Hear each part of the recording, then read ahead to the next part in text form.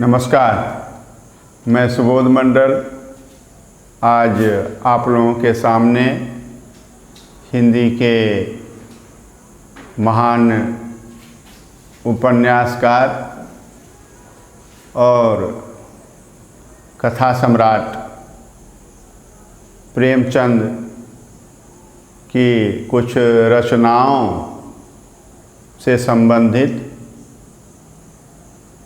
अत्यंत ही महत्वपूर्ण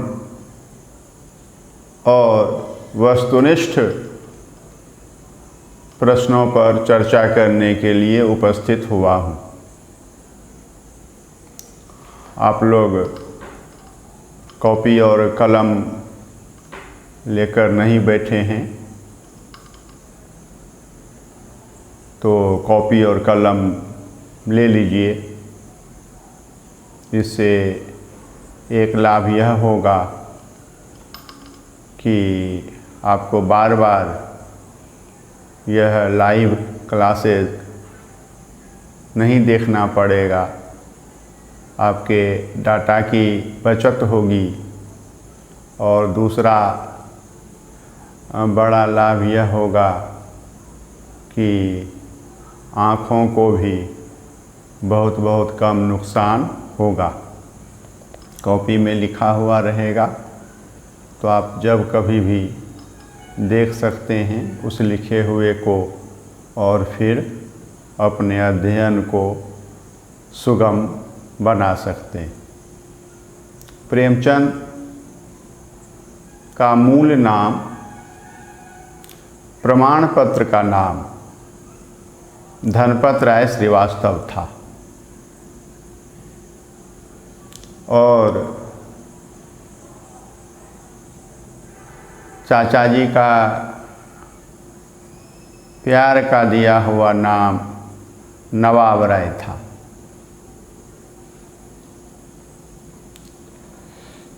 प्रेमचंद ने 1900 ईस्वी से उर्दू से अपनी साहित्यिक यात्रा का आरंभ किया और नवाब राय के नाम से लिखते थे। उनका सबसे पहला लेख, और जैसा कि मैं बताना चाहूँगा कि प्रारंभ में नवाब राय निबंध लिखा करते थे, जीवनियाँ लिखा करते थे और समीक्षाएं लिखा करते थे। तो उनका पहला लेख जीवनी के रूप में 1903 ईस्वी में प्रकाश में आया था और उसका शीर्षक था ओलिवर क्रॉमवेल। ओलिवर क्रॉमवेल 1903 ईस्वी में प्रकाशित हुआ था, यह उर्दू में, और उर्दू में ही लिखा गया था। बाद में फिर इसका अनुवाद वगैरह हुआ।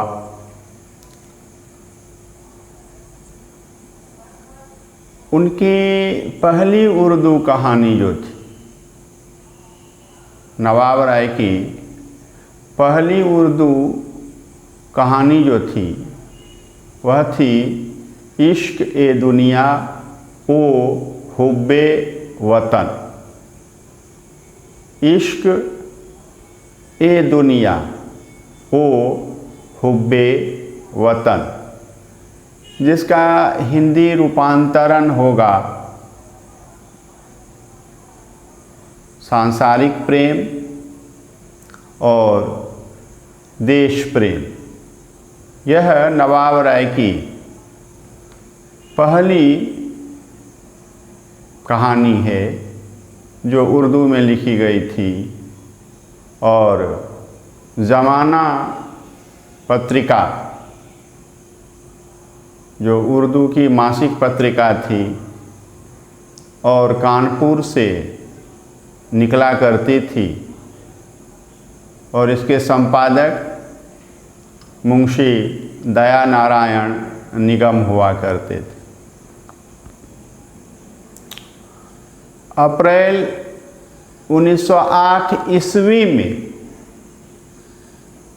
इश्क़े दुनिया ओ हुब्बे वतन शीर्षक पहली उर्दू कहानी ज़माना में उर्दू में अप्रैल 1908 ईस्वी में प्रकाशित हुई थी। उनकी दूसरी उर्दू कहानी जो है वह है दुनिया का सबसे अनमोल रतन, और यह कहानी ज़माना में ही जून 1908 ईस्वी में प्रकाशित हुई थी। उर्दू कहानियों का नवाब राय का पहला संग्रह जो है वह सोज़े वतन है, और इसका प्रकाशन ज़माना से ही जून 1908 ईस्वी में हुआ था। और सोज़े वतन में 5 कहानियाँ हैं और देश प्रेम से ओतप्रोत कहानियाँ हैं।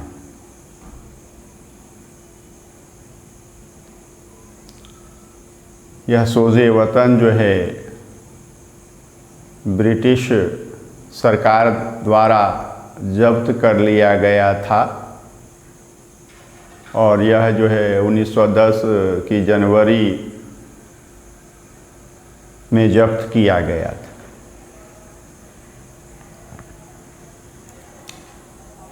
और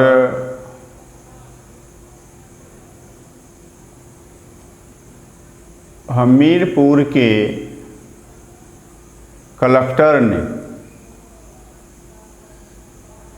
प्रेमचंद को, उस समय प्रेमचंद नाम का आविर्भाव नहीं हुआ था, नवाब राय को ताकीद की थी कि आइंदा जो कुछ भी लिखें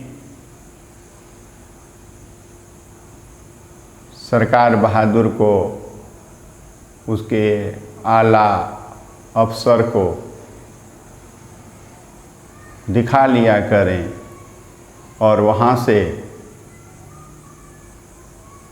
पास हो जाने के बाद ही वह रचना जो है प्रकाशित हुआ करेगी।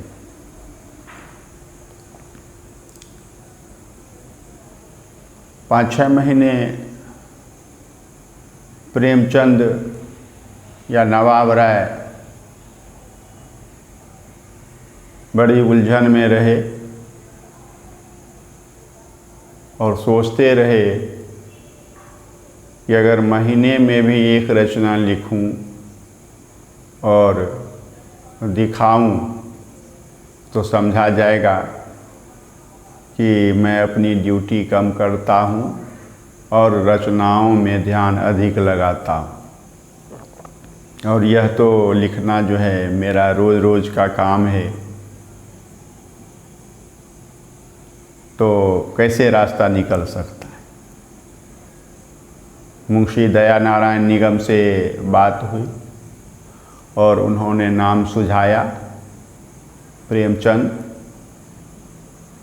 यह नाम उनको बहुत ही अच्छा लगा और इसी नाम से उन्होंने लिखना शुरू किया। प्रेमचंद के नाम से उर्दू में लिखी गई उनकी सबसे पहली कहानी जो है वह बड़े घर की बेटी, और दिसंबर 1910 में ज़माना में ही यह कहानी प्रकाशित हुई थी। यह कहानी पाठकों के द्वारा बहुत पसंद की गई। फिराक गोरखपुरी ने इस कहानी की भूरी भूरी प्रशंसा की और यह घर घर की कहानी कही गई। बड़े घर की बेटी प्रेमचंद के नाम से लिखी गई पहली उर्दू कहानी है। और हिंदी में लिखी गई पहली कहानी जो है प्रेमचंद की परीक्षा है। परीक्षा प्रेमचंद की हिंदी में लिखी गई सबसे पहली कहानी है। और यह कहानी कानपुर से प्रकाशित होने वाले साप्ताहिक पत्र प्रताप से प्रकाशित हुई थी। उन दिनों प्रताप के संपादक अत्यंत यशस्वी पत्रकार संपादक पंडित गणेश शंकर विद्यार्थी हुआ करते थे। और प्रताप के विजयादशमी अंक में अक्टूबर 1914 ईस्वी में यह कहानी प्रकाशित हुई थी। प्रेमचंद जी की हिंदी में लिखी गई सबसे पहली कहानी परीक्षा है, जो प्रताप में उसके विजयादशमी अंक में अक्टूबर 1914 ईस्वी में प्रकाशित हुई। प्रेमचंद का उर्दू में लिखा गया सबसे पहला उपन्यास जो है वह असरारे माआबिद उर्फ देवस्थान रहस्य है। यह जो है उर्दू में लिखा गया उनका पहला उपन्यास है, असरारे माआबिद उर्फ देवस्थान रहस्य।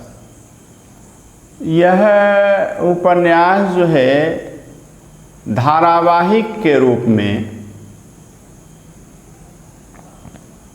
निकलता रहा।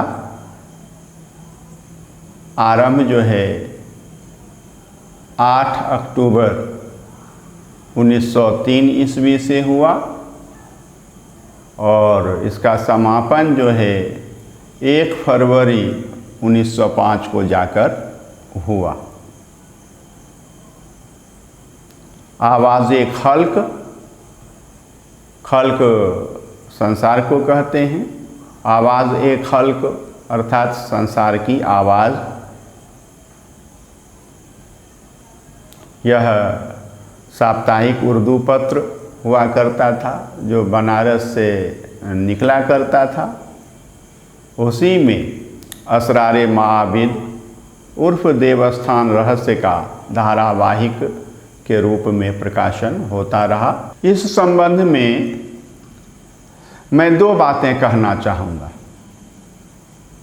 सबसे पहली बात तो यह है कि धनपत राय के नाम से लिखी गई उनकी एकमात्र रचना है।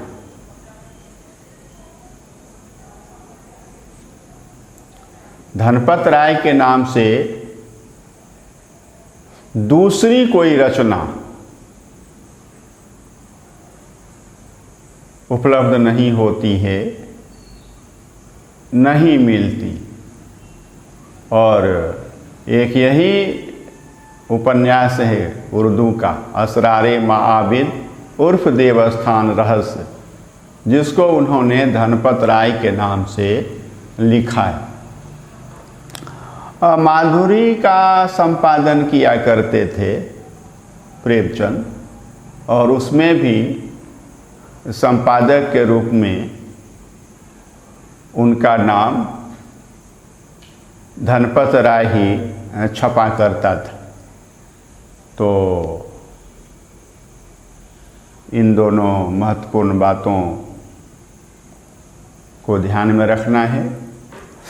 8 अक्टूबर 1903 को लिखना शुरू हुआ, छपना शुरू हुआ आवाज़े खल्क में, और यह 1 फरवरी 1905 को समाप्त हो गया, उपन्यास पूर्ण हो गया।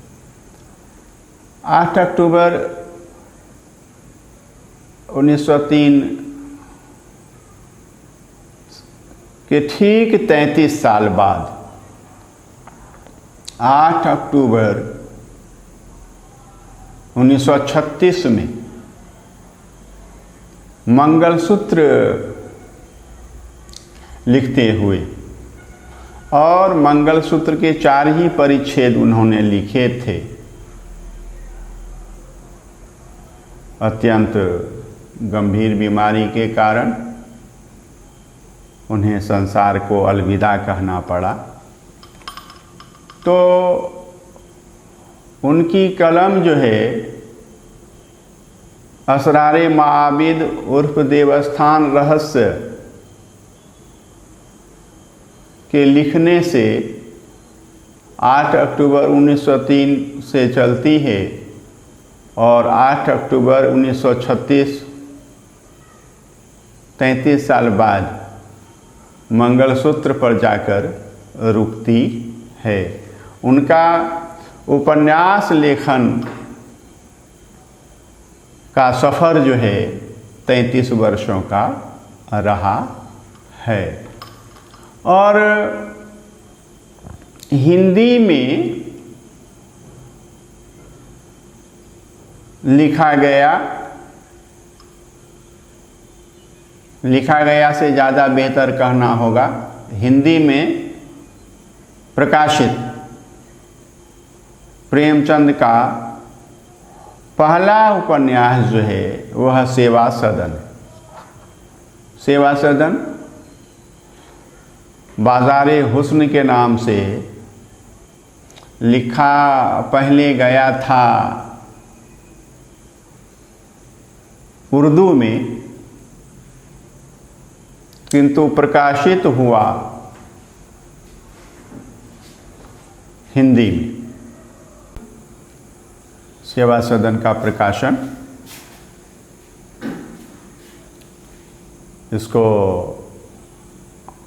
आलोचकों ने बहुत खींचा है। कोई 12, कोई 14, कोई 16, कोई 18, कोई 19, कोई 20, इस तरह से बताते रहे हैं। सेवा सदन के प्रकाशन का सबसे ज़्यादा शोर जो है 1918 ईस्वी का है, कि सेवा सदन जो है 1918 ईस्वी में प्रकाशित हुआ था। किंतु तथ्य जो है वह जो है सेवा सदन के प्रकाशित होने का वर्ष जो है 1919 की ओर संकेत करता है। और वास्तव में सेवा सदन का प्रकाशन 1919 ईस्वी में ही हुआ था।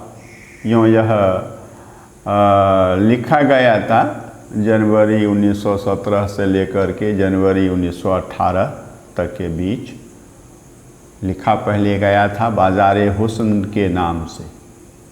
जनवरी 1917 से लेकर के जनवरी 1918 के बीच बाज़ारे हुस्न के नाम से यह उपन्यास लिखा गया था। बाद में फिर उसका हिंदी में अनुवाद किया प्रेमचंद ने। और फिर यह जो है कलकत्ते से प्रकाशित हुआ। हिंदी पुस्तक एजेंसी कलकत्ता से यह उपन्यास जो है 1919 ईस्वी में प्रकाशित हुआ। और प्रेमचंद का पहला हिंदी कहानी संग्रह जो है वह सप्त सरोज है। प्रेमचंद की पहली हिंदी कहानी आप जान चुके हैं, परीक्षा है। और हिंदी कहानियों का उनका पहला संग्रह जो है सप्त सरोज है। सप्त मतलब 7 और सरोज कमल जो है वह कहानी का ही अर्थ देने वाला शब्द है। और सप्त सरोज 7 कहानियाँ प्रेमचंद का हिंदी कहानियों का पहला संग्रह।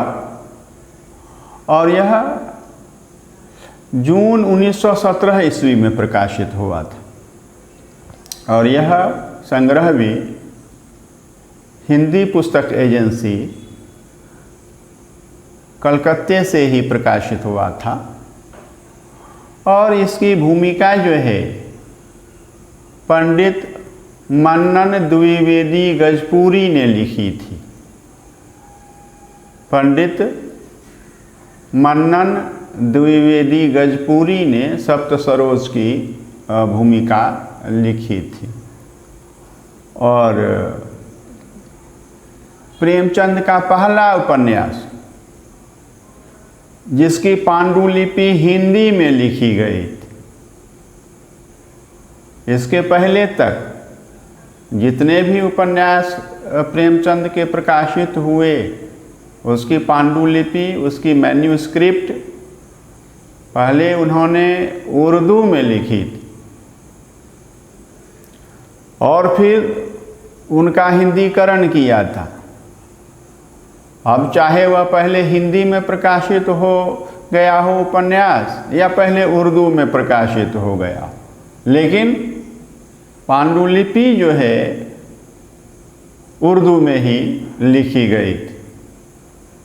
और जिस उपन्यास का नाम मैं बताने जा रहा हूँ यह उनका पहला उपन्यास है जिसकी पांडुलिपि उन्होंने हिंदी में लिखी थी। और वह उपन्यास है कायाकल्प, जिसका प्रकाशन जो है 1926 ईस्वी में हुआ था। और 1926 ईस्वी में इसका प्रकाशन हुआ था। और यह 10 अप्रैल 1924 से लिखा जाना प्रारंभ हुआ था। कायाकल्प 10 अप्रैल 1924 ईस्वी से इसका लिखा जाना शुरू हुआ था और प्रकाशित हुआ यह 1926 ईस्वी में। उर्दू में यह पर्द-ए-मजाज के शीर्षक से प्रकाशित हुआ था। पर्द-ए-मजाज उर्दू में कायाकल्प यह उपन्यास प्रकाशित हुआ था। इसकी जो मूल पांडुलिपि है उस पर 3 नाम लिखे गए। कायाकल्प के 3 नाम सोचे थे प्रेमचंद ने। पहला नाम है असाध्य साधना, दूसरा नाम है माया स्वप्न और तीसरा नाम है आर्त नाद। तो कायाकल्प के 3 नाम उन्होंने विचारे थे। पहला बताया असाध्य साधना, दूसरा बताया माया स्वप्न और तीसरा बताया आर्त नाद। यह पहला उपन्यास जिसकी पांडुलिपि सबसे पहले हिंदी में लिखी गई थी। प्रेमचंद का अंतिम पूर्ण उपन्यास और सर्वश्रेष्ठ उपन्यास में यह गोदान है और यह जून 1936 ईस्वी में प्रकाशित हुआ था और इसका लिखना प्रारंभ किया था प्रेमचंद ने 1932 ईस्वी से। 1932 ईस्वी से ही इसका लिखना प्रेमचंद ने प्रारंभ किया था और कई झंझावात आते रहे। बम्बई से भी आए छोड़ छाड़ करके, फिल्म लेखन के लिए गए थे। बम्बई की माया नगरी उन्हें रास नहीं आई और आए और फिर जा कर के गोदान को पूरा किया और यह अंत में जाकर जून 1936 ईस्वी में प्रकाशित हुआ। यह उनका अब तक का सबसे अच्छा, महत्वपूर्ण और ख्याति प्राप्त प्रसिद्ध उपन्यास। प्रेमचंद का अंतिम अपूर्ण उपन्यास आप समझ गए होंगे, मंगलसूत्र। प्रेमचंद का अंतिम उपन्यास यदि पूछा जाए तो आपको झट से पूछना चाहिए कि अंतिम पूर्ण उपन्यास अथवा अंतिम अपूर्ण उपन्यास। तो अंतिम पूर्ण उपन्यास की बात होगी तो आप गोदान का नाम लेंगे और अंतिम अपूर्ण उपन्यास की बात होगी तो आप मंगलसूत्र का नाम लेंगे। और मंगलसूत्र को लिखना प्रेमचंद ने 26 दिसंबर 1934 से शुरू किया था। 26 दिसंबर 1934 को से प्रेमचंद ने मंगलसूत्र को लिखना शुरू किया था और जानते हैं आप, लिखना बंद नियति ने किया मंगलसूत्र का 8 अक्टूबर 1936 ईस्वी को सुबह 7:30 से 7:45 बजे के बीच उनका लंबी बीमारी के कारण, गंभीर बीमारी के कारण निधन हो जाता है और यह मंगलसूत्र उपन्यास अधूरा ही रह जाता है। तो